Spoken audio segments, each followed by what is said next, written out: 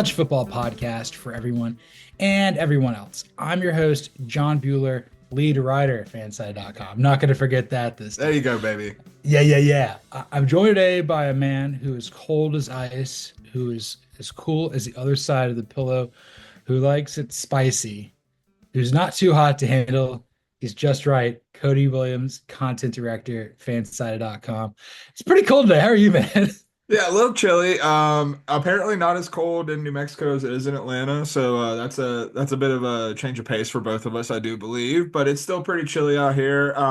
Apparently the cold's giving me some weird dreams. I'm not a big dreamer. Like I don't dream No. many nights like ever, or that I can remember. And last night I had a weird dream that I was being stalked. Me and the NC State podcast were being stalked by Gerard Butler, and it wasn't Gerard Butler playing a character. It was just Gerard Butler. We were out to dinner, and he just shows up at our table and starts talking to us. We come home and he's just waiting in our yard. I wake up the next morning and he's at the gas station. Like I just got stalked by Gerard Butler. I have no idea where this came from. I haven't watched Gerard Butler in anything in a long time, so I have no idea where any of this came from. Well, one, that's frightening. Two, I'm glad you're okay. Three, I'm glad it wasn't real. And four, is he Baba Man? He might be Baba Man. Yeah, I was telling the Arizona State podcast. I had a dream last night about the league because we're watching that. We are going to be doing a league thing episode whenever I'm done watching it. Yeah. So basically the premise of the dream is they're trying to cheer Ruxin up with a surprise party at a hotel. Ginny's distracting him. He won't eat any fast food restaurants other than KFC for some reason. Of course. Andre thinks he's a celebrity after getting hit by a car because people want to talk to him. This hotel has a bunch of awnings, and it reminds Pete of college when he did bush diving, so he wants to dive onto an awning. Yes. Kevin MacArthur cannot figure out how to park his car. Like he parks in four spaces. And the best part, which I just said off air, is Taco believes that you can order a pizza using any name as long as you say it nicely. So he has like a hot chick on roller skates showing up with two pizzas that says die on it. I mean, it just sounds like, the next episode of the league that just hasn't been made yet. I guess Jeff and Jackie Marcus Schaefer owe me some cash. That's right. 100%. Yeah. Lead writer indeed. Lead writer. Also, I read somewhere that like Steven Ranazizi like said that he was like involved in 9/11, like he was in the World Trade Center. I'm like, no, you went to some place that you just completely lied about this. Yeah, it's why you haven't seen him acting in a whole lot since the league. That's my gather on that bit of information. Yeah, I worked for the Mutual of Omaha on the World Trade Center. Like that wasn't there. Never has been, never will be. That's not even a real place. No, honestly, it's honestly probably just a front if we're being real about it. Yeah. And speaking of fronts, maybe that's what college football is in general. Let's start with our first and 15 with some Pat the Doc. The Big Ten, the SEC are trying to strong arm college football for more college football playoff expansion. Strong arm like John Foy. They're just trying to figure out. It's like a bargaining at this point. They're trying to get more AQ spots. So the big thing with all the jargon news that I had to read through. I mean, I love Ross Dellinger's reporting, but sometimes when I'm reading it, I'm like, I forget why I don't read for fun. I mean, Ross is one of the best in the business. There's no doubt about that. Yes. But he's also like I think probably more intelligent than we are when it comes to legalese. So like when he starts getting into it and starts getting like the actual like jargon, like you said, it takes a couple reads for me to understand what's actually happening here. I mean, I think well, like your wife like covers like what's going on the Hill in DC. I mean, it kind of it permeates into whatever's Bloomberg nonsense or whatever else going on here. Yeah. But the point is they're looking at potentially going from 14 to 16. And I think 14 doesn't do anything for me. We'll talk more about that here, but it's all about getting more AQ spots. I think that the Big Ten and the SEC are saying, hey, we need 4. Oh, ACC and Big 12 will give you 2. Group of 5, you get 1. And you know what? Let's add one or 3 more at-large teams. So upon reading the legalese, anything stand out to you? I mean, you can say it's about getting more AQ spots. What it's actually about is getting more money, man. Like that's what this is all about. Like the SEC and Big Ten want a bigger slice of the pie. It's what they wanted when they got the 12-team playoff. It's what they want in the 14 or 16-team playoff. Like, I love college football. I'm all for whatever we want to do for the postseason. I'm gonna watch it. We're gonna cover it. We're gonna have a good time with it. I'm not jaded in that way, but I am jaded in the fact that like this sport has become made me a little bit cynical about like anything that happens regarding the college football playoff. Like I look at it and I'm like, okay, what's gonna make these conferences, Greg Sankey and Tony Petitti, more money? And like that's where I come down on it. And like that's when I'm reading the legalese, like everything I feel like is colored through that lens. Yeah, it's ESPN versus Fox, and everything I was reading in there is like it does not look like they're going to be heading towards different TV partners, which makes me want to pull all of my long blonde hair out. It's Yeah. like we've been talking about this for months. It's like you need to have multiple TV partners. So you're getting Joe Klatt and Gus Johnson calling a game. You're getting like whoever from NBC calling a game. Yeah. Uh, maybe No Eagle and Todd Blackledge. Yeah, let's give There we them that. go. Let's Yeah, that's there a we good go. one. You know, Gary Danielson and Brad Nessler. Yeah, give them a game. Why not? But like, you want to make it feel bigger because the NFL does a great job where they rotate it, and CBS gets a game, NBC gets games, Fox Hmm. gets games, ESPN gets games. Like the sport is better in the postseason because Joe Buck and Troy can get to call games as opposed to being left out because they work for ESPN. No, 100%. And I mean, like, you just look at it, like, you're mentioning, like, all the top broadcast teams from these different networks. And, like, when they're all on ESPN, you're going to have games that are called by, like, the sixth best ESPN broadcast team. And, like, no, not to disparage that group. I don't even know who that is off the top of my head. But like when you start to get down there, like you are losing quality. There's a reason that, you have your A team, you have your B team, and so on and so forth. Like there's a reason you're at the 16. Maybe it's inexperience. And frankly, if you're inexperienced, then calling a college football playoff game might be a little out of your depth at this point. So like, yeah, it's counterintuitive to the fan. Like I understand it is a greed thing with ESPN and obviously the Big Ten and SEC working with excuse me, working with ESPN to try to make this happen with the college football playoff. But at the end of the day, like they do need to expand the TV networks, man. It's better for the fan. And like I think that again, I'm going to enjoy whatever expanded college football playoff we do end up with. But at the same time, this feels very like I'm trying to think of the right way to phrase this, but like it feels like it's leaving the fan out of the equation. It doesn't feel like the fans are being taken into consideration with much of this.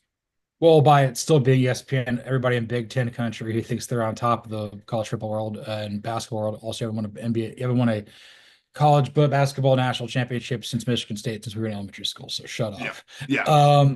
But they're gonna be like, oh, this is so ESPN biased and everything like that. Like by having giving a Gus Johnson and Joel Klatt a seat, or get the number two team out there with Jason Benetti and Brock Heward, we know that they're going to do a better job than like your eighth team on ESPN. Right. We want to see Brock Osweiler eating Oreos. Not particularly. No, it's not my No, thing. no, but it's like this creates a more national sort of scope thing. I mean, obviously with the playoff rankings, they're only going to do it on ESPN. It's the same Mhm. thing with college basketball. Like, they're only going to do that on CBS. That's Right. basically the place that's going to do it. But, I feel even though that college basketball, ESPN's not part of the men's tournament, I mean, it covers the women's tournament, and it still feels like it's a part of the sport. Yeah, no, 100%. And like honestly, if you're the college football playoff, I don't know, like we've talked about this in many other instances, but I don't know how you're not looking at CBS because CBS doesn't have just CBS guys calling tournament games. They go out to Turner and they get Turner guys involved with both their pregame and in-game coverage. So like there is a precedent for how to do this, and it's not what ESPN's trying to do. You know, don't if you're the undefeated, you've never lost before. And this is Fall Star. That's this is all about. But yeah, for the record, if with what the tournament or the proposed 4-4, 2-2, 1+1 or +3, Yeah. that's how it is with AQ spots. If this would have been a 14 team last year, the two teams that would have made it in would have been BYU as the second AQ out of the Big 12 over Iowa State because they ranked a spot ahead of them. That would have been very controversial. Oh yeah, 100%. And then Alabama would have gotten in as the AQ spot. Or no, what they would have been the fourth SEC team in. That's right. Yeah. So Because Notre Dame would have been in as the yeah, AQ. yeah, Notre Dame is the AQ, and it's like I do think that one benefit for the fan that you kind of just touched on with the BYU Iowa State thing, I feel like, and this goes back to the 14 playoff as well. Once you get past the actual playoff spots, I feel like the rankings the committee kind of mails it in at this point. Yeah. And that's going to be a lot more important 1 through 25 as we if we were to move into the 14 or 16 team playoff. Like you're going to see more care taken with the back end of the rankings, which is something a spot where I think the committee has struggled in the past.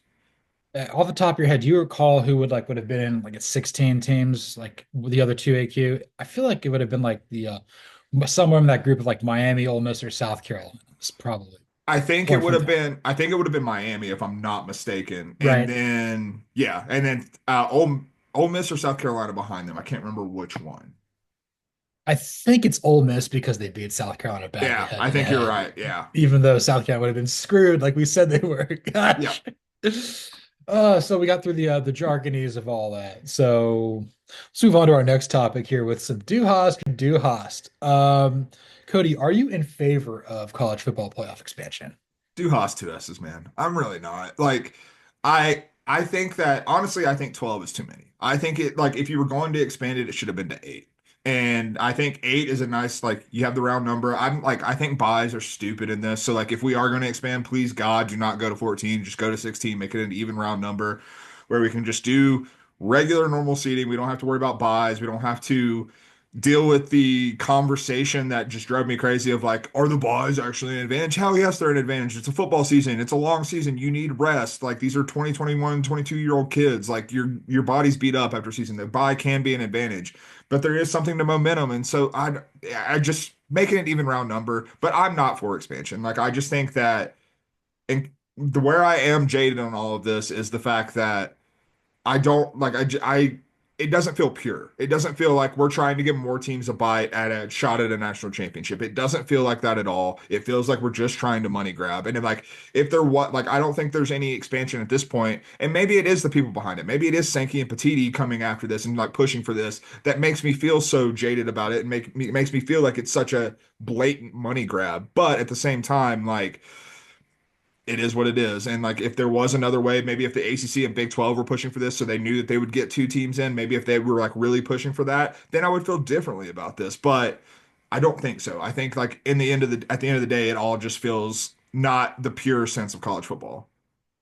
I'm really happy for Jim Phillips, the Doug Gottlieb you have at home for getting two teams in, just like he's got two wins at Green Bay, Wisconsin. That's right. It's not working out for him at all. Oh, God. Who could have predicted it, honestly? Everyone. I know, right? I didn't think it was going to be that bad, but I think probably the way I would say this is like I'm kind of right there with you. I'm two Haas, two S's in general. If we are going to do it, please get to 16 and get rid of buys. Mhm. I felt like it was never going to be eight because I think it was just like the ACC was just throwing a wrench in everything with all of it. Yeah. I for whatever reason, like I'm just kind of out on buys in general, but maybe because it's my Braves just getting their ass kicked in October with it. Yeah. I mean, the Lions, the team that I wanted to win the Super Bowl, they threw up on themselves after a bye. Hmm. I just think that like people are using buys, like particularly in a collision sport like football, where like the last game of the season, okay, we're going to rest people, we're not going to play them. In the NFL, then you kind of get that double one, and you just have Hmm. no momentum and everything, and that's a real sort of thing. But I think 14 is really stupid because like you're essentially just shoehorning Notre Dame in there every year as your AQ. Whereas if you or you're at large, if you went out to 16, you're adding like two more teams that could potentially make the field. And obviously, I think the good thing is they're getting rid of like the seeding. So I think this again boosts Notre Dame. Hmm. Notre Dame broke the system in year one because they got to play international championship. But didn't have to split the revenue with anybody. Yeah. I mean, shouts to Notre Dame for just throwing a wrench into this right away. I know it's like we can't ever quite get this right. But yeah, do Haas two S's. Like we need to just see what happens before it becomes very apparent. Like we need to implement a change. And if we're going to expand, like just get to 16, get multiple TV partners in here and have your one seed play the group of five champion or like the whoever that would worse would be. Like this past year, it would have been like, okay, congratulations, Oregon, you're playing Ole Miss in Yeah. Alton. I It's like mean, whatever, which that's would be fine. sick. I want to see Yeah. that. Absolutely. And like I yeah, I come out on the other side of this and like again, 60 like I do think there are positives that come from this. If they get rid of seeding, yeah, I think that's good. I think that's what we want. I think that's what, like, one of the biggest lessons we took away from the first 12 team playoff was, yeah, the seeding's kind of dumb. Like, let's actually like just purely seed this on where these teams are ranked. But like, you obviously have a secured spot if you are an AQ. But I think that your points about buys are well taken. And like in college football, like you don't have teams resting guys in the last week of the season or in No. the conference championship game. So like I do see a little more value with buys if you're looking at it from that lens in college football, but at the same time, like I want to do away with it as a college football fan. Like I just think it's better if we're having 8 games in the first round. Like I think that is a better product if we're talking about things that do actually benefit the fans. Having 8 games in that first round does benefit it, but again, I can't not look at this through a cynical lens, and I think that's where my disconnect is with the 16 team playoff. Like, hell yeah, I want more postseason college football. Like, yeah, I love that as a fan. But when it's coming from a place of, yeah, we're gonna put, you know, Oregon and Ole Miss on TV, but like, yes, we're excited for that game, but at the same time, I know that it's not about trying to determine the best team. It's about, hey, we've got 2 big brands that we can put on TV and make more money off of. And that's where as a college football fan, I push back and I'm just like, is that really what we're trying to do here? Is that really what I want from the sport? And it's not. No, I think the answer, college football is different, but like professional sports, we just need 32 teams in every league. We need 16 teams to make the playoff, and that's just what we need to do. We need to expand. I think hockey's at 32 now. It might be. It's I, it's getting there. I know the NBA and baseball are still at yeah, 30. 30.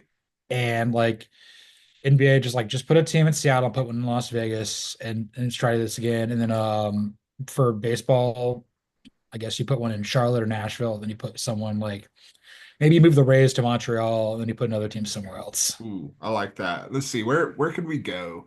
I feel like I don't know what the baseball market would be like, but like Oklahoma City, somewhere in like middle Yeah, America, like I think can make a lot of sense because like outside of Texas, that's a pretty underserved part of the country in terms of baseball. So maybe like you have Kansas City and that's it basically. So yeah. like Oklahoma City, like we've seen how they responded to the Thunder. So like I think that could make a lot of sense. I think you could also put a team in Portland. I think that would Mhm. basically help Seattle not be so screwed with travel. Yeah, no, 100%. Maybe also force the Mariners to spend some money. That'd be great. Yeah. I don't think anybody outside of the Dodgers and the West Coast cares. They just don't. No. They've broken their will. I saw some picture of Blake Snell out there in a Dodgers uniform. Totally forgot about that. And I'm like, also, history is not in the Dodgers' favor to repeat. The last team No. to repeat was the Yankees in 98, 99, and 2000. And I think we've been alive for two. Yeah. Them and the Blue Jays. That's it. No, I mean it's hard to repeat as champions. Like it just is. And like I don't want to disparage. Like I think the Padres try. I just think they're broke. You know what I mean? Like and they're also going through some legal stuff. So like I feel like AJ Preller and the Padres are trying at least to spend money. They just don't have the money to spend like the Dodgers do.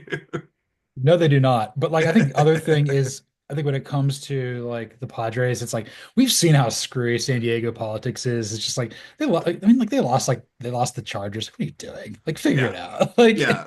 Just do better, San Diego. Like as a general whole.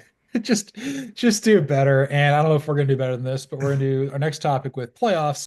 You kidding me? Let's reveal our 16 team playoffs based on the proposed 4-4-2-2-1 plus 3 model. Yes, sir. I wrote this for fansided.com, and I think probably the best way to start before we seed it is just say like who fits into what bucket. Yeah. I think that's fair. So, who would be your 4 teams that are the AQ spots in the Big Ten? In the Big Ten, okay, so AQ, Penn State, Ohio State. Then we have, sorry, I formatted this terribly. Uh, Penn State, Ohio State, Oregon, and Michigan. Okay, I have Penn State, Ohio State, Oregon, and Illinois. Okay. That's what I've got there. I think that Michigan and Illinois are in that cluster of like it could be them. I'd Yeah. probably say Indiana, maybe Nebraska, Iowa, probably Right. not Iowa. Mark Probably. Gronowski. Yeah. Mark Gronowski. You know what, Mark Gronowski, you know what? Give Iowa the fourth AQ spot. SEC, I've got Texas, Georgia, Tennessee, and South Carolina as my AQs. I have Texas, Georgia, South Carolina, and LSU. Yes. ACC, I've got Clemson and Louisville. I also have Clemson and Big 12, I have Iowa State and Arizona State. I have them reversed, but I have Arizona State and Iowa State as well. My group of five is Miami, Ohio. Mine is Boise State because I don't know what like I can't find a group of five team that I believe in, and I think Maddox Matson looked pretty good at the end of last year, so that's what I'm basing that entirely on. I'm basing it entirely on Taquan Finn going back to the back and playing for Chuck Martin. That's all. We have not gone deep in group of five just yet. Yeah. So my three at larges would be Notre Dame, LSU, and Alabama. So my three at larges are, excuse me, I have Tennessee, Illinois, and Notre Dame. Yeah, forgot about Okay, Notre Dame. There, yeah. there we go. Cool. So that's interesting. So it's and they break it down like we'll figure out the seeding here. Okay. Maybe let's do like first round matchups. Yeah, That looks that's how I have it formatted. yeah. That's why I was having a really hard time like figuring out where the hell like these teams go. Yeah, like where is this? I always put like the designation in parentheses whenever I do one of these. So I probably should have done that in my notes. it's the off season. It's all about learning things and being smart. Remembering your title, remembering to wipe your ass. Life's hard. Yeah, I remembered one of those things today. We'll let you decide which one. Over two, baby. Nah, no, no, no. We're golden, Penny boy. We're two That's for right. two. So my 1 versus 16, I've got Penn State hosting Miami, And, Ohio. and I have Penn State hosting Boise State. So the G5 champion I there. think it's interesting that we have Penn State at one, just because I don't want to put him up there, but like Ohio State's not had a great offseason, and I don't think the gap between Texas and Georgia is that much. No, no, it's definitely not. I mean, like I think what makes Penn State stand out and what makes us have them at one is they're like we know what Penn State is going to be, and there's also like we know what that room for growth looks like. So like it's kind of the surest thing that we have going right now. And so like I think it's more like just a comfort level of I have fewer questions about Penn State in terms of what they're bringing back than I do any of these other programs. Right. And as long as Penn State's favored to win this game, they're going to win. Because could you imagine? Actually, I thought of a situation like could James Franklin lose to Chuck Martin at home? I mean, would not be good for his job security. They No, sir. they might like just like barricade Happy Valley and not let him back in. Speaking of job security, you see they gave Luke Fickle all that money. It's the dumbest. It's the Brent Venables thing. It's so dumb. I don't know why they did it. It doesn't make any sense. And like, shouts to going 7-5 every year because that's what you're set up for right now. It's unbelievable. Like he's so 2 for 15. I've got Texas hosting Alabama. I have Texas hosting Illinois. So we're right there with Texas, and then Illinois, obviously my last like P4 at large team right there. Yeah, yeah, yeah. 3-14. I've got Ohio State hosting LSU. That's what they're talking. That's why they want to do this game. So I have Ohio State hosting Iowa State. And when you see where I have LSU, you'll understand why I think the committee would just shoehorn that game in there. I think that's fair. 4-13. I've got an immediate rematch. I didn't plan on it. Clemson versus Louisville, hosting Hell Louisville. yeah. Just beat them twice in a row. Hey, you got to do what you got to do. I've got the all orange matchup. This better be in an orange, like they better call it the Orange Bowl, even if it's at Clemson. But I have Clemson hosting Tennessee. Dude, I saw that Peach Bowl game when I was a kid. I hated the color orange. I still hate the color orange. I was rooting for Clemson because I was around Clemson fans at that time, Yeah. and it was like, oh, maybe I'll go to school there. And then I'm like Tennessee. It's like just a more processed cheese looking orange. They're probably going to beat us this year in Knoxville. That's okay. That's okay, man. 5-12. I've got Georgia hosting Illinois. We're actually going to win this game, so I'm pretty excited about that. Between the hedges, Oh, Brett yeah. Bielema is just going to be redder than Ryan Day's face. 100%. So here's where I have the matchup of the first round. I have Notre Dame hosting LSU. Brian Kelly returns to South Bend, baby. Let's go. You might have an aneurysm on the field. Oh, 100%. There's no question about it. And then my 6-11, that's Notre Dame hosting Arizona State. Ooh, I like that. That could be a fun Yeah. one. I have Oregon hosting Louisville, which I also think could be a pretty fun one. Oh yeah. That's the one game that just goes completely off the rails. Oh, there's like 112 points scored in that game. Like Louisville loses like Oregon wins like 48-45. Yeah, 100%. No question about it. Or Also, that's Will Stein versus his alma mater. So that's pretty Yeah, good. that'd be a good one. So yeah, I've got 7-10. That would be Oregon versus South Carolina. That's what I got there too. Ooh, Ooh, yeah. yeah, give me that, baby. I have Georgia hosting Michigan, which is another good game. I'm here for that. Oh yeah. And then 8-9, I've got Tennessee hosting Iowa State. Less thrilled about that one, if I'm being honest with you. It should be a fine game, but I'm not like jumping out of my seat to go watch that one. What do you think are the chances if Tennessee loses that game that Jimmy Haslam just hires Matt Campbell on the spot? I mean, yeah, he probably doesn't let him leave Knoxville. There's no doubt about No. I will it. say though, if there is an SEC job that Matt Campbell would take, that might be it. That definitely, God, I don't think I'd ever thought about it before. He's kind of tailor-made for Tennessee, isn't he? Yeah, because when we thought about him for SEC, it's like, okay, I think he's better than Kentucky. I don't think he wants to go to the madness of Auburn. No, who would, frankly? No, I will talk about that later. Yeah, right. But this was fun. We actually made incredible time here. This Oh, is wait, I unbelievable. got my 8-9, which is Oh, you're South 8-9. Carolina hosting Arizona State. But still, we did make good time. We talked about Colorado versus Arizona State in the pregame. That's also the pregame too. Oh, absolutely. South Carolina fans love to party. Hey, it's one of the few things they do well. Oh, they also love throwing glasses like Bible kids. I know Ian McMillan needs a college football team. He's, maybe I'll be a Miami fan because keep getting those PR emails. I'm like, now you're from Nova Scotia. You got to be a bottle kid. Go be South Carolina. Good South Carolina, baby. Honestly, a South Carolina Falcons fan, there are people like that where I'm at. That's tough. That's a That's, tough. I That's a mean, tough. I don't know if I would honestly just tell Ian to be a front runner, quite frankly, because he's just a tortured like fan in just every capacity. Like he's a Blue Jays fan, he's a Maple Leafs fan, and he's a Falcons fan. Like that's a miserable existence to be living in. And I don't think even if you pull for like the Raptors or Argos, I don't think either of them are really big. Yeah, like he needs to just be like a Georgia fan. Just be a front runner. Be like Georgia, Ohio State. Just pick one of the big guys and just go with it. Honestly, he just gets college football 26 and then just does the same thing he did. He became a Falcons fan. He's like, There we go. he lands on Akron and Vince Nairn's like, are you kidding me? Would be great stuff. Also, I cannot wait to ask Vince Nairn why he hates Akron and Phoenix in a month. Oh my God, he's gonna lose his mind. It's gonna be great. It's gonna be.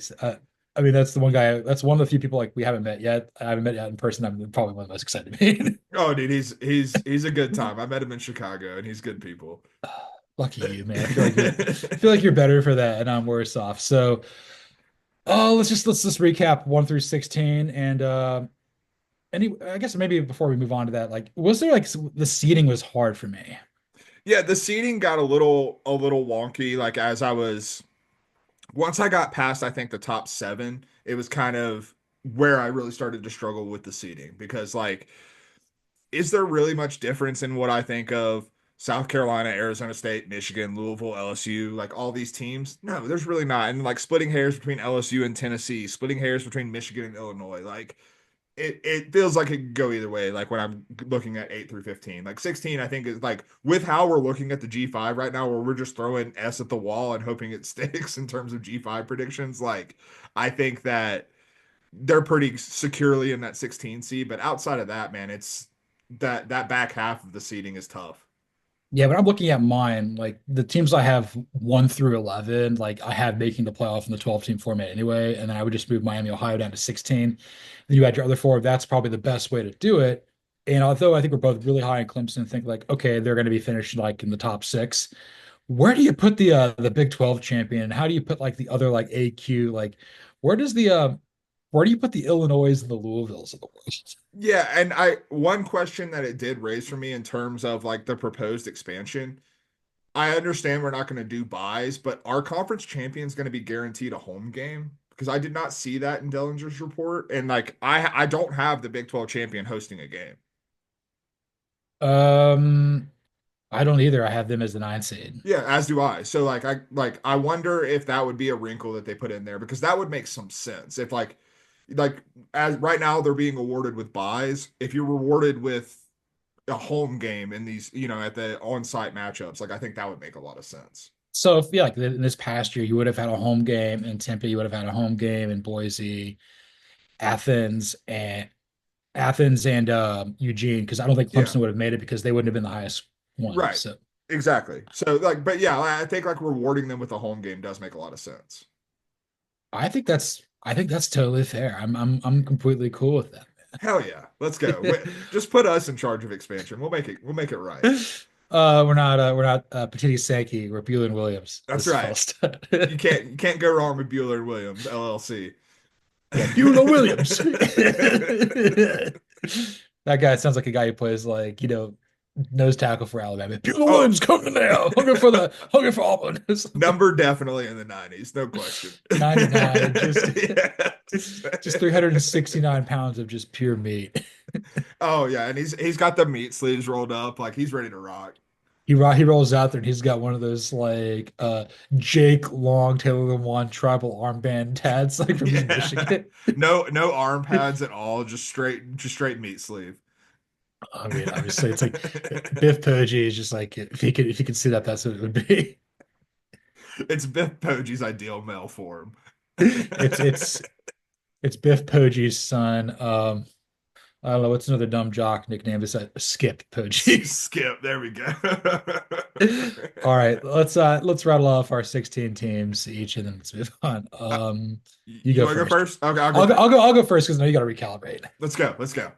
All right, one I've got Penn State, two I've got Texas, three I've got Ohio State, four Clemson, five Georgia, six Notre Dame, seven Oregon, eight Tennessee, nine Iowa State, 10 South Carolina, 11 Arizona State, 12 Illinois, 13 Louisville, 14 LSU, 15 Alabama, and 16 Miami, Ohio.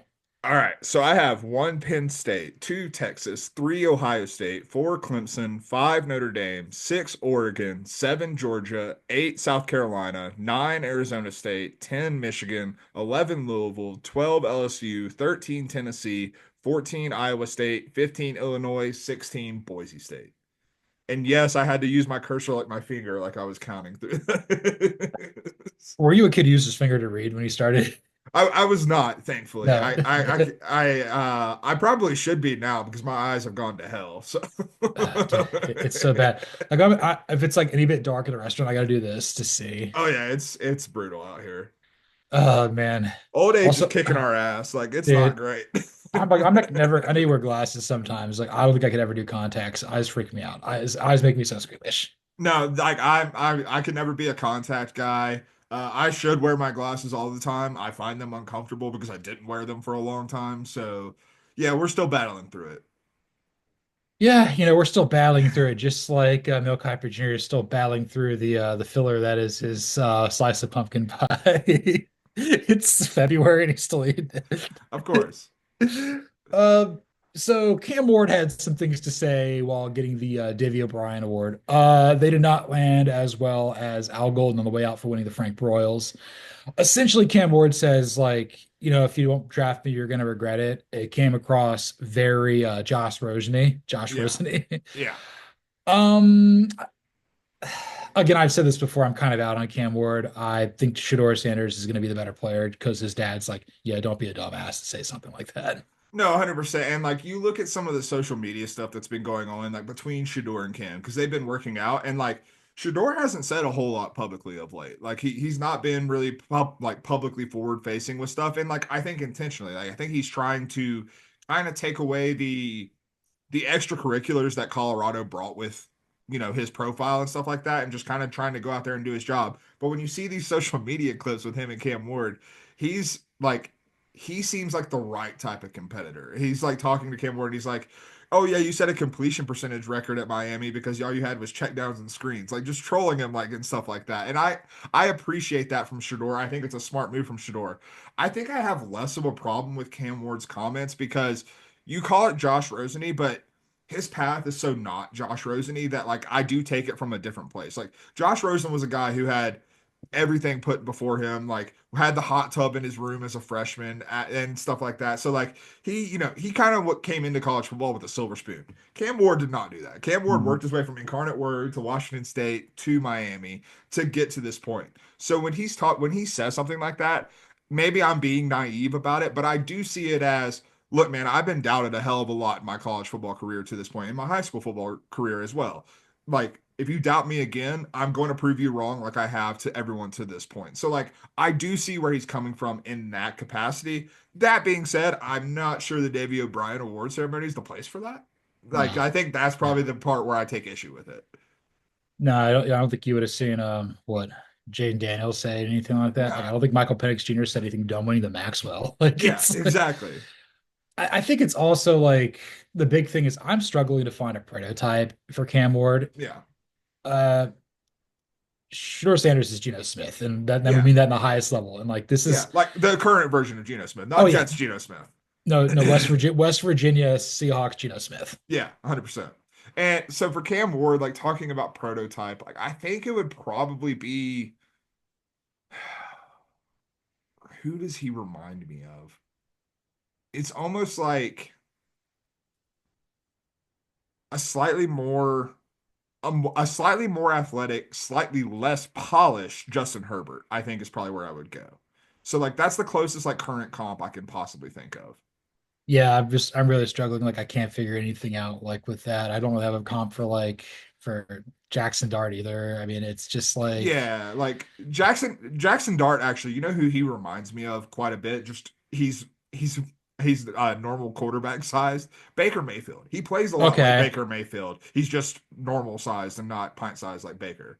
And Quinn Ewers is it's Sam Darnold. That's who I think Yeah, that is. lot of talent, but not sure what's going on between the ears all the time.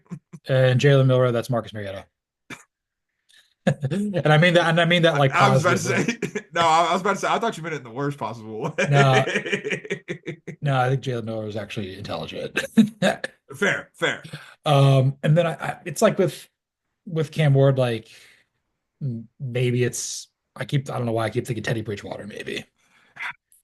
But that feels too harsh. He's too athletic and like Teddy was good at many things. Being athletic was not one of them. I No, now like Cam, you're right though. That is an interesting thing. That Cam Ward really does not have a prototype. Cam Ward is kind of he's a very unique type of player, which can be good and bad. Like if he yeah. comes in the league and succeeds, a unique player is hard to defend because like I'm sure there are multiple quarterbacks in the NFL that you can defend the same way. Cam Ward's not going to be one of those guys. Like you're going to have to defend him in special ways. You're going to have to account for him.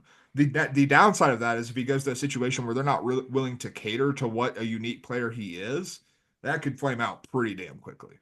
Maybe the prototype, maybe he's in that same like Joe Montana, Joe Burrow, Tony Romo, Deshaun Watson, Derek Carr bucket. I like that. I Maybe like that. that's the guys who are like, I play basketball and I play basketball.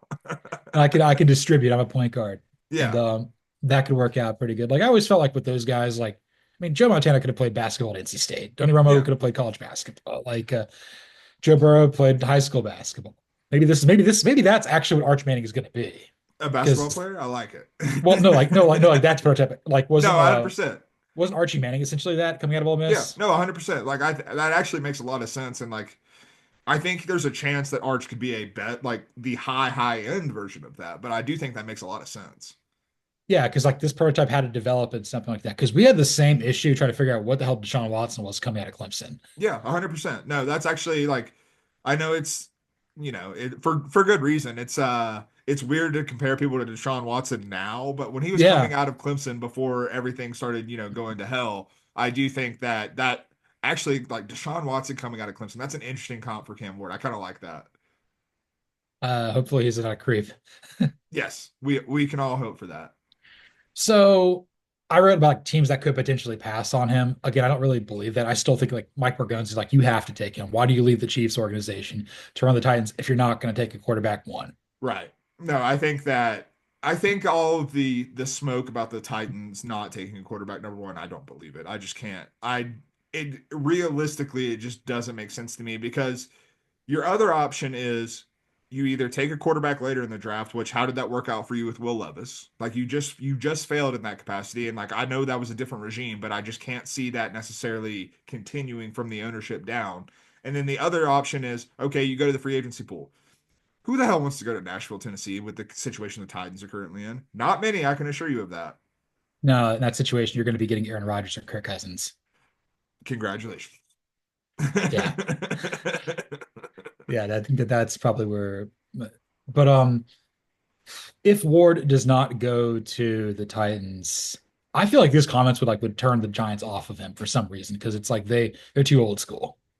I can see that. I do think the one thing in the Giants' favor, I guess I would say, is the fact that I think Daboll would really enjoy getting his hands on a unique. Like I think Daboll is like the type of coach that could actually get the best out of Cam Ward, like in terms of designing an offense that caters to what he does and like his unique playing style. So I see what you're saying from like the Maras down, but in terms of like Daboll specifically, like, I could see him pounding the table, being like, "No, dude, I want to coach Cam Ward." And I don't think the Jets could help themselves. Like when they drafted Absolutely Zach not. Wilson too. They're just like throwing up on themselves, just like, oh my God, we got to get him. Like Yeah. I don't think the Raiders have any interest in him, and I don't No. think that, and I know the Saints don't, just based on what we've seen. I think the Raiders are Shador bust. Like that's my read I'm getting from the Raiders.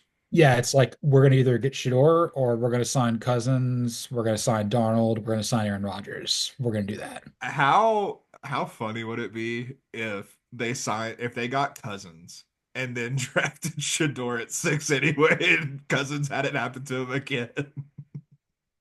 That wouldn't shock me at all. I think Cousins goes to the Browns. I think that makes the most sense, just I because do like too. financially they can't afford to take a quarterback at two. Just they can't have that much money allocated.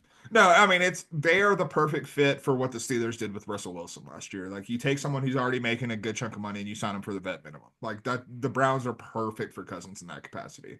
So just make sure we're on the same page. We both like Ward to the Titans. We like Shador Sanders to the Raiders, and we like Jackson Dart to the Steelers. Correct. Yeah, I like that a lot. Do you have any preference of where you think Quinn Ewers goes? I think that honestly, I would like to see him go to the Rams. I think that would make a lot Yes. of sense. Like, I think that getting him with, like, when you look at the best of Quinn Ewers, and this is someone who is high on him, but like, I think Steve Sarkisian had a big hand in making Quinn Ewers like a draftable prospect, quite frankly. And so you get him with another offensive guru and someone who could kind of get him to take the next step. It does seem like I don't know if Stafford gets traded this offseason, but it does appear to be a situation where the Rams are ready to at least have a contingency plan for what's next after Matthew Stafford. And I think Ewers would make a lot of sense with that. You bring in someone like, I don't know, like a Darnold, and you bring in Ewers behind him. Like, I think it makes a lot of sense. They're all the same prototype. I'm so down on the Rams next year. I think that this is if they are not good next year, they got to reset it. Yeah, 100%. And as far as Milrow is concerned, I keep maybe this. I think the Seahawks is the best bet I've got right now. I, man, I'm souring on Milrow like quicker and quicker. Like I don't think he's ready for the NFL. Like I just truly don't believe that he's ready for that. And so like the Seahawks make sense because it's a situation where he's not going to be forced to start right away. Like I don't want him to go to any situation where he's going to have to play soon because I think that's setting him Yeah, up for immense failure. The one place where I do think there is some interest for me. I thought about the Colts because yeah, they're not sold on Anthony Richardson, but he is going to be the guy going into next year. But you're going to design an offense around Anthony Richardson, which is obviously going to be designed around his mobility. If something happens with Richardson, whether it's another injury, whether it's him not working out, Milrow does keep that mobility and still has the arm strength in there. So, like, I do think there's something to that, like, kind of giving yourself a plan B in the same prototype. I love that because like I trust Shane Steichen, Hmm. who coached a similar player in Jalen Hurts. Yeah. I kind of look at Milrow as being like Jalen Hurts or Tyrod Taylor, and you can have success with that. I think Anthony Richardson can't spell his name. No, 100%. No shot The about it. the He's too, fact we he's don't too know tired. He's too tired. He can't spell. the fact that like we still don't know if he's a franchise quarterback 2 years in is just a complete indictment of the Colts operation. Yeah. I mean, shouts to Jimmers. Shouts to Chris Ballard. I've never seen anybody get more credit for doing nothing more than that man. Yeah, I mean, like Jim Irsay and Chris Ballard are, you know how like they're always like that, like one like small friend group in high school that thought they were super, super cool, but like actually everyone in the school hated them. Like that's what Chris Ballard and Jim Irsay are. Like they think they're the hottest S that's ever touched the NFL, but like in reality, everyone just laughs at them behind their back. There's who's Frank the Body Gibbiotti and who's Donnie the Seed Sadowski. Exactly. Oh my God. I totally forgot it was Kid Marino. It was Tommy the Seed Sadowski. It's the cameos in the league are just unbelievable, man. It's so good. Oh man. And also I looked at this like I think Barrett Holtz and our colleague Mark Powell kind of look similar a little bit. So You're I'm not seeing like wrong. You're no, not wrong. Mark could be like, yeah, I can see myself just being an absolute jerk and doing this just on camera. Even though I know he's a really nice person. He would never do He's a this. great guy. Yeah. Uh, Oh God. they also said like, he didn't see it unless he did it as a goof. And that's a reference to like the 10, where he's a doctor who botches surgeries. God bless Ken Marino. But in reality, I don't think that like these comments are going to negatively impact Cam White's draft status. I will say though, if the Titans do move on from him and they don't want to take him, that could be a serious red flag because at that point, like I'm of the belief that the Raiders are going to trade it too at the Browns to get Shador. I like that. I could see that for sure. I think the Browns, as we get closer to the draft, are going to be very active on the trade market. And I think trading number two makes a lot of sense for them. And like, could the Raiders trade up to one with Tennessee? I don't know if that would be good. Again, like I don't see Tennessee doing it, quite frankly. No, The fact that Tennessee, like we're hearing, Abdul Carter, we're hearing, things that aren't taking a quarterback. That's why I think it's a smokescreen because the one thing you're not really hearing in that conversation, it was mentioned once like a month ago, but we haven't heard much of it since, is like the possibility of them trading the number one pick. We haven't heard about that. And the fact that that's not being discussed makes me think that they're just trying to throw people off the scent and they're just taking a quarterback like everyone actually expects them to do. the only team I think that could realistically trade up with the Titans is the Giants at three to leapfrog Cleveland, which they don't need to do. Right. But like you're talking about like the other conference, and if you're trading up from like 3 to 1, like I mean, I struggle to see the Giants taking the son of a Cowboys legend, one of our favorite players of all time. I mean, it would be pretty juicy. Let's be clear. It'd be good for the content. It sure would, man. But like, yeah, but I don't see it. I think like these It'd be bad for comments, my mental health, but it'd be good for content. that's fine. It'd be the same thing of putting Garrett Nussmeier on the Saints, which I think that's gonna absolutely happen. Oh, 100, I mean, they just hired Doug. They just hired Doug. Yeah, they tried to interview Falcons tight ends coach Kevin Koger for the OC job. It's like, yeah, I don't think you're going to be calling plays in this role. So he's like, Yeah, nah. I'm good. Appreciate you. I figured they probably let Doug call plays because him and Kellen have worked together since 18 since they were on the Cowboys together. They've been on every staff the whole way. It's Yeah. wild. No, and like Doug is just in Kellen's ear for the next year. Like, hey, my son Garrett's pretty good. He's a lot better than this Derek Carr that we've got to play with. Hey, Jughead, get you some Garrett, bro. That's right. Oh God, could you imagine like if they had the relationship? It's like it's Jughead and then it's what FFP. So it's a Skeet Ulrich and Dylan Sprouse. Of course. Shouts to the sweet life of Zach and Cody always. I know. I saw like some AI created thing where it's like they're going to bring back like Big Daddy 2 starts Dylan and Cold Sprouse. My I worked at a restaurant for a little while before I like went full time into sports writing, and it was when I was still freelancing and doing it part time.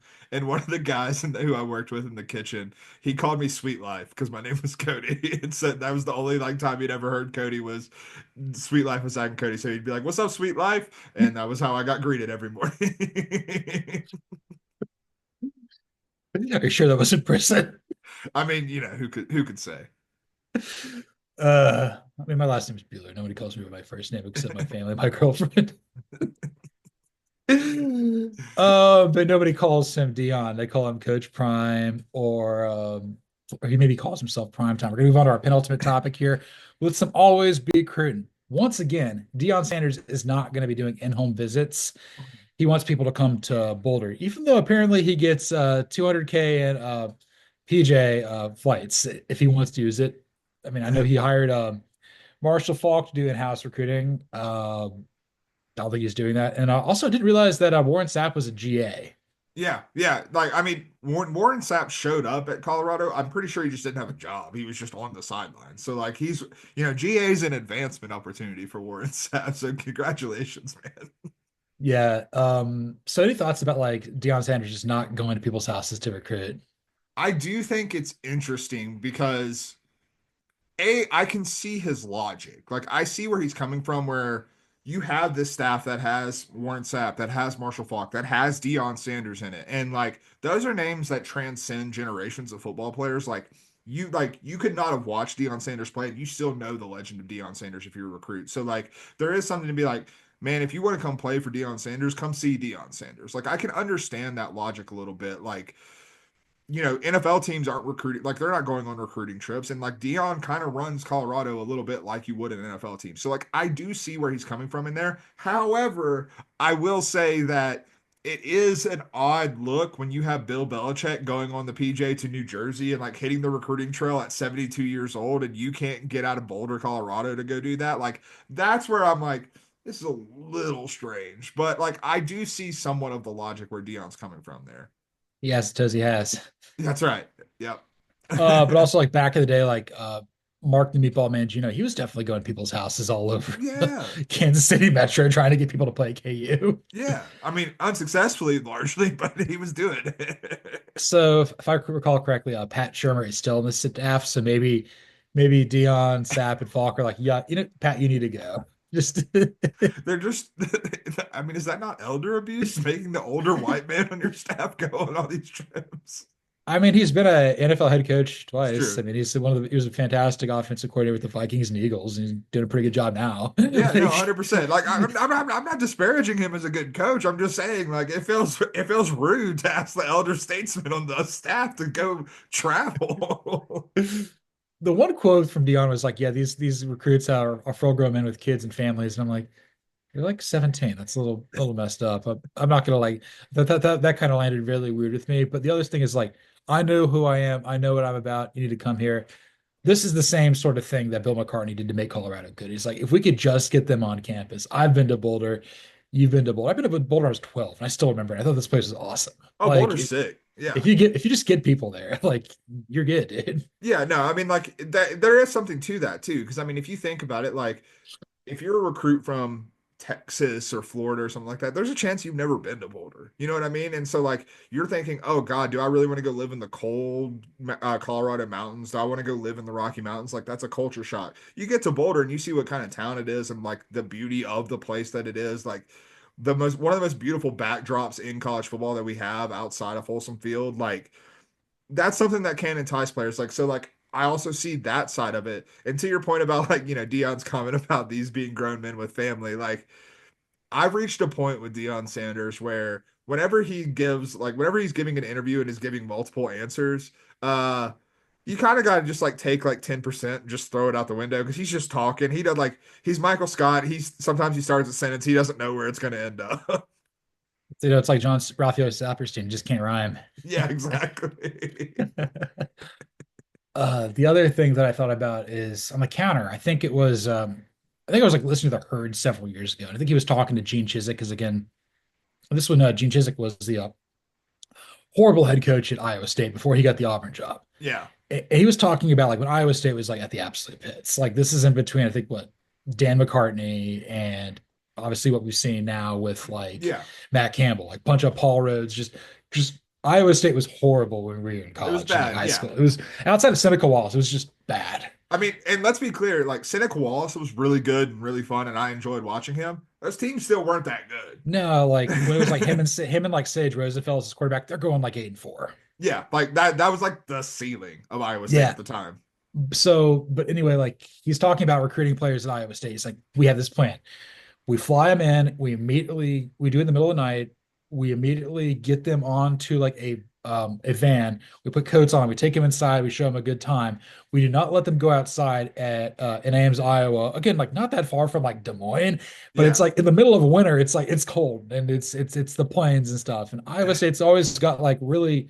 They try really hard with their athletic department. I mean, Jay Pollard and Matt Campbell have done great things. Basketball program's outstanding Hmm. historically, but it's like they're basically doing everything to because I feel like with the job itself, it's like if there's just one thing that's negative, people are like, okay, I'm out. And Yeah. they gotta be much more like locked in, whereas Deion Sanders is like, come on down. Come on down, man. And like I do think that the other thing is you look at the culture that Dion has built at Colorado very quickly, and like that's also something that like you can't necessarily sell in the house. Like you can say words about it, but like again, it's Dion. Sometimes you got to throw 10% of what he's saying out, and if a recruit's thinking that way as well, then like you've got to show them what the culture is. You've got to show them what's going on in that building and stuff like that. So like I do like with him try like so much about Coach Prime at Colorado has been kind of a new venture for college football. It's not like many things, if anything, that we've seen before in college football. And I do think there is something to the idea of, hey, y'all come here because you have to see this to believe this. And so, like, I do think maybe that's part of the equation as well. For sure. I think that's totally in play. I thought this just occurred to me. Maybe it's just to protect himself. I think just like the allure, the mystique, the legend that is Deion Sanders, like I feel like if he goes out in public, like he's just the A-lister among A-listers in this, and it's Yeah. this is like Saban and like Belichick, they'll go out and do their own things. Like they've got their own areas where they hang out and stuff. Like Belichick likes to go to Nantucket, Nick Saban likes to go to like Raven in Georgia and stuff like that. They're doing their own thing. They're just people. Whereas Sanders is like, the minute I leave my house, I'm a different person, and I have to. I just feel like it brings too much heat to like other people's houses. Like I'm not saying the paparazzi are going to follow him, but like I feel it's different with him. No, 100%. Like, can you imagine, you go to a house that is in a like not in the suburbs, basically, like a house that's in the city to visit a recruit. And Dion's trying to walk in this house to try to get to talk to a recruit. And three people walk by on the street that recognize him and want a picture or want to talk to him, want to say hey and stuff like that. Like, that's completely reasonable to think. Because I know if I was walking down the street and I saw Deion Sanders just walking in front of a house, I'd be like, Deion Sanders? Like, can I get a picture or something like that? Like, I think that's a reasonable thing. Like, he has like all due respect, but there's not many coaches that don't look just like normal dudes. Like, like No. Deion Sanders is a recognizable figure in a way that a lot of other coaches are not. No, imagine like him like recruiting somebody out of my mom's neighborhood, like a 300 Yeah. house. Like people are gonna come out there like, oh my God, he played for the Falcons. Oh my God, I'm a Cowboys fan. Like, everyone's just gonna be Yeah. losing their mind, and it's just gonna be like someone's like he has to have like a security detail to do this. Yeah. No, like just stay in Boulder, man. I'm cool with and, it. and I'm cool with it too. And I don't know if we're cool with this next topic, but we're gonna do some 4 for 4 to finish the show here. This was something that just came to me to fill out the show, and this might be the best one we've ever done. This one's really, really hard. But Yeah, very difficult. so we're gonna start with what Power Four head coach in each league do we think is most likely to leave for another Power Four gig in 2026? Essentially do what Scott Satterfield did, do what Dan Mullen did back in the day. Yeah. Trying to think, Brian Kelly, Lincoln Riley. I don't think we had anybody do it this past year because there weren't No. many power forward jobs open up, but like this was a very difficult exercise. No, it was super difficult. And like I also like I'm gonna push back on saying that none of mine are really Scott Satterfield types because they all deserve the jobs if they go to Yeah. a different job. All right. Let's start with ACC. Who of these 17 ACC schools? We could even throw, if you want to throw Marcus Freeman there, you can too. I think Marcus Freeman's pretty happy at Notre Dame, so I'm Yeah. not throwing him in there. I went with Brent Key. That Brent Key is who I landed on because you look at like he's a Birmingham guy. He obviously now has the Georgia footprint as well. And if Hugh Freeze fails at Auburn, I could see Brent Key being intrigued by that, getting back home to state Alabama, and like also Auburn being intrigued by him by okay, look what he did at Georgia Tech with all the lacking resources that they have at Georgia Tech. What could he possibly do in Atlanta or in Auburn, excuse me, with the resources that we're going to put behind him? Like I could see that being attractive. If Billy Napier flops and they move on from Billy Napier, I could see him going down to the Florida. Like I think he has that kind of footprint. So like I think Brent Key, if he continues his success at Georgia Tech, which I do think he's going to this year, I think they're going to be in that fringe potential college football playoff teams. Probably don't get there, but like in that fringe group of teams that could make the playoff. And when you look at that, like there's clear room for him to level up. I could see that. My reservation sees it alma mater, but Yeah. again, we have seen people leave their alma mater for bigger jobs. We saw that with Jonathan Smith most recently, Yeah. No, because it was 100%. like, I want to stay here, but Michigan State has the same sort of resources as Auburn or Florida, and Like that's enticing. Yeah. alma mater is great, but also making your job easier also is great. Well, I mean, like Florida and Georgia Tech are similar academic standards. Auburn's not. But you But I could mean, like even at Florida, like you have so much more NIL buy-in, you have so much more like booster buy-in, and so many more resources to be able to deal with. Also, you can get people to transfer from Georgia Tech to Auburn pretty easily because most people that go to Tech are engineers or management majors, and that's what you can do at Auburn. Yeah, exactly. And I also think that with Brent Key, the other thing that I was thinking about is like if he is going to do this next offseason is the time you're going to be losing Haynes King, you're going to be losing a lot of talent on that roster. So like this kind of feels like the peak year that you like if you're Brent Key and you do want to leave alma mater, this is the time to jump ship. Yeah, I mean, you also lost Tyler Santucci to the Ravens. That's Yeah. going to be an issue. Buster Faulkner, we think, is a future head coach. I We mean, thought he'd be, if he were to leave, you promote if you're Georgia Tech, you promote Buster Faulkner in a heartbeat. or just George just hire him to replace Mike Boone. Maybe that's Or what, that. Or that. maybe that's what Paul Feinbaum wants to do. Probably, most likely. So I did not have Brent Key down here. The two that I had were I had Mike Norvell Hmm. because I feel like this could be Satterfieldian. I was about to say that was I spoke against Satterfieldian. That's very Satterfieldian. So he was at Memphis, but that's G5. He played at Central Arkansas. I could see him taking over in Fayetteville if Sam Pittman fails. I like that. I could see that for I think sure. there's also some sort of area in like Texarkana or maybe Texas, like, but again, like all the Texas schools, like in the Big 12, I don't really see moving on from their coach at this point. Like, I feel that like Dave Aranda's got too much momentum. Sonny Dykes, What Jerry about Maguire. I've got a dark horse in that region of the country, the Oklahoma Sooners. Ooh, What yeah. if Brent Venables really goes south? They fire Brent Venables, and you try to bring in. I'm not. They're different personalities, but in terms of what they do well, you bring in a Lincoln Riley type because if you're Oklahoma, you've got to be thinking, okay, we tried to go defensive higher. That obviously did not work out. And you had success under Lincoln Riley. There's no denying that. So do you go back to a Lincoln Riley type like Mike Norvell? Like I think that can make sense. What about Oklahoma State too, if Gundy fails? I like that too. Yeah. Either of the Oklahoma schools. Let's do it. The other one I had was Justin Wilcox. I like that too. I think that can make a lot of sense. If they scapegoat Dan Lanning, just bring him back to alma mater. He would take that job in a heartbeat. 100%. I also think if it gets really screwy there in Utah, maybe he's a Kyle Whittingham replacement. Ooh, I could see that. I feel like culturally that would make a lot of sense. And then if you're looking maybe ACC, like he could do better at Virginia Tech or Virginia than Tony Elliott or Brent Pry. Yeah, I think so. I would he want to move to Virginia from Berkeley, California? I don't know, but Touche. How badly do you like Metallica and Dave Matthews that's Band, Justin? right. That's the question you've got to look in the mirror and ask yourself. There's some dude in like Appalachia, Virginia, who thinks he's Justin Fuente again. Like, we have another Justin back here. I thought we fired this a-hole. I'm gonna boycott until we get somebody else. So we got a Beamer back here. That's right. Sir, Frank's like 80. I don't care. I do not care. Big Ten. Who did you have for that?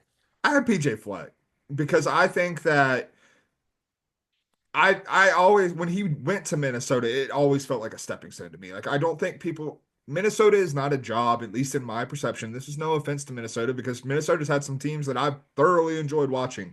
But Minnesota is not a place where you go to set like your long-term future. And I think that with PJ Fleck getting Minnesota back on the right track, I think his star is back on the rise. I think he's going to be a hot candidate again. And depending on how things fall, like I could absolutely see him taking a job somewhere else in the Big Ten, quite frankly. I could absolutely see him taking another job in the Big Ten. What job that is, I don't know. Obviously, like I would have said Wisconsin. Like I could have seen that. That would have been a real brutal across the, shot across the bow of the rivalry. But like I do think it could have happened, but obviously not going to with Luke Fickell getting the extension. So I don't particularly know where, but I do think that PJ Fleck is going to be a hot candidate. That's interesting too. I think I considered him. I almost put him down.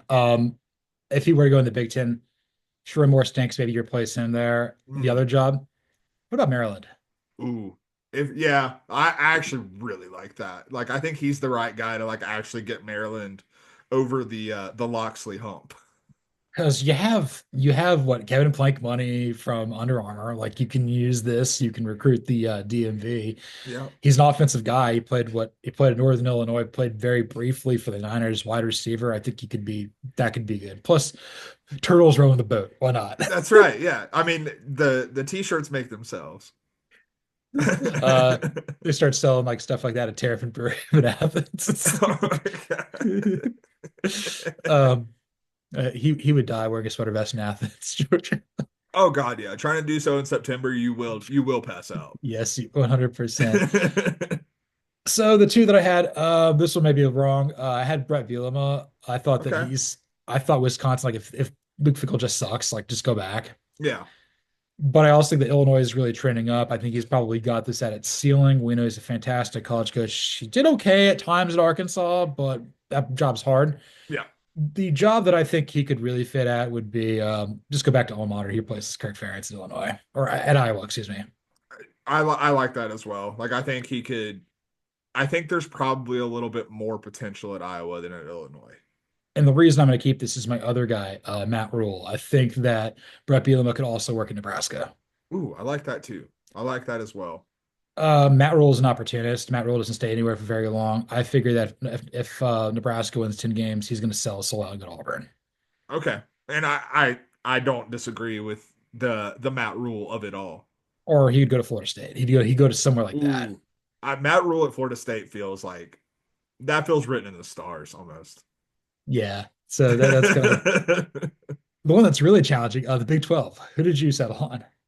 Brother, this one was nearly impossible. Like I'm like we were talking about it pre-show just a little bit, and like so many of these coaches have been at these places for like a decade plus, and like the ones who haven't have been there for like a year. So like it's Yeah. really hard to see them like being depart because like what they're doing after a year, like it's hard to see them departing. I ended up with Lance Leipold though, and I think that's just I'm wondering at what point Lance Leipold sees the ceiling of Kansas. And like we both think Lance Leipold is one of the best coaches in college football. We both think that the job that he's done at Kansas is phenomenal and has raised Kansas football to something like even last year when they, struggled relatively, they still caused chaos down the back end. They were still one of the most fun teams, and it felt like they might have just been a little bit snake bitten.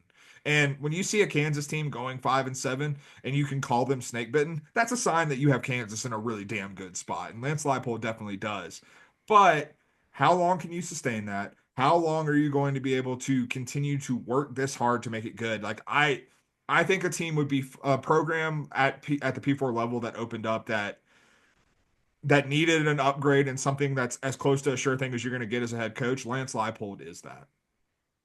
I try to figure out like that. My thing is like he could. He's in his mid 60s. He's about 60. He's got the Willie Fritz, like, if not now, when. Yeah. My concern's like, where do you go? Like, I Yeah. thought, okay, like Michigan or Penn State if James Franklin doesn't work out. But like at that point, it's so narrow. Like I'm just trying to figure out where he would go. I the one place that I thought of that could potentially open, Virginia Tech. Yeah. I think his style of coaching and his ability to build a program would work really well at Virginia Tech, and more importantly, would be more sustainable at Virginia Tech than it is at Kansas or than it is at Kansas. I feel that because I mean, people are saying like, oh, he's just tied to the Midwest. I'm like, no, he was in Buffalo for a while, so he can Yeah, go. like he's like Buffalo and Kansas are very different places. Like those are not similar at all. No, we see that with the Bills and the Chiefs. Yeah, exactly. One likes wings, one likes barbecue, Yeah, 100%. and they do more than football. They don't do crab cakes, but they do other things. That's right. So the two that I had were in the similar vein. I mentioned Matt Campbell. I feel like if a bigger job, we're talking like Michigan, we're talking like Penn State, which that's not opening up, but like you would need something like Nebraska, maybe Tennessee, something like that that is just too good. At some point, like he's gonna go, and I think he'd only go if Jimmy Pollard comes with him. Yeah, I agree with that. And like Matt Campbell is he's in the driver's seat with what he wants his coaching future to be. And I think like that's kind of like the big thing. Like it has to be a job that he wants. It's not a job that wants him necessarily. I have actually the perfect place he's going to go. Where's that? He's been tied to this before. USC. He's going to make them tough. He's going to Ooh, make them stop I being like so that. glamorous. Jinko knows what she's doing. He's like, you want to live in LA and coach Midwestern football? He's like, hell yeah. I mean, there's not similarities between Matt Campbell and Pete Carroll. Yeah. That's like not the worst comparison I've ever heard. I also think that a fellow Mount Union guy is kicking a lot of ass in the NFL right now, Nick Sirianni. I think that helps him a lot. Yeah, 100%.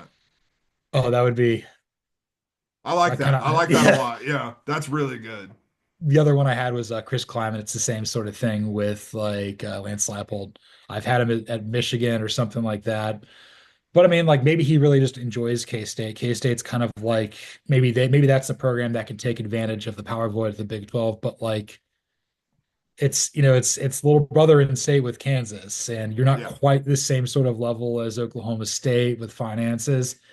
Again, I don't know where you'd go with where that would work. I mean, North Dakota State, Kansas State.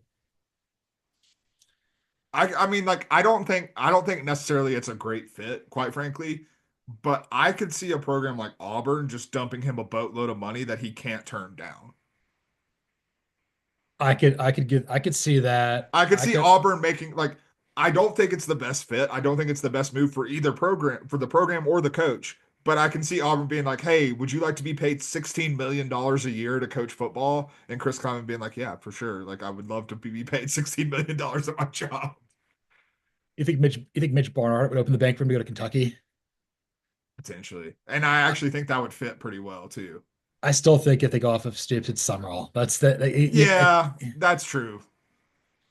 But that's or yeah, Clemens maybe not as good. I like the two that we had with Yeah. Leipold and Campbell. SEC, SEC, I went with Stoops yes. because for the Iowa, it's Iowa. Like that's where I landed on it. And I just think like if Kirk Ferentz retires, if they move on from Kirk Ferentz, then I think it's always going to be Mark Stoops. Like I just think that's where the Iowa job is eventually going to end up. Whether that's in 2026, 2027, I don't know, but I think it's Mark Stoops and at the end of it. And like frankly, I don't think Kentucky moves on from him until he leaves on his own accord. Like I think that's the spot we're at with Mark Stoops. Yeah, Mark Stoops was my number one. It's very obvious. If it's not Iowa, it could be Florida State because he's got Mhm. ties there. Yeah. I know his brother worked at Arizona with Mike Stoops. Maybe he could go there. Brent Benneman's not good because we know he can take an absolute doormat Yeah. and make that relevant. Like that's an option too. Yeah, I like that too. And the other guy that I had on here, Eli Drinkwitz, because I think he might actually be the number one candidate for Auburn. Yeah. And I we like Eli on this program. We do have questions about Eli, but we do like Eli quite a bit. But he does have a little bit of Matt Rule opportunism in him, like for sure. He spent 1 year at App State, dude. Yeah, like he's like, yeah, I'm gonna build up my brand at App State. I'm really gonna build up Appalachian, the Mountaineers program. And he's like, all right, well, we'll see you later. Big gulps, huh? Something happened in the water and the clouds of the smoke because that's where Satterfield was. Satterfield was doing really well there, Yep. and then it didn't. And then it did not. No, sir. Oh my gosh, that was a lot of fun. I really glad that I came up with that idea. Like on Oh the yeah. spot, you were very receptive to it. I'm like, I'm just gonna throw a Hail Mary like Dude, like I Eric. love it, man. I love thought exercises like that where like, you get to kind of just think of the landscape, not just like X's and O's and stuff like that. I enjoy that type of stuff.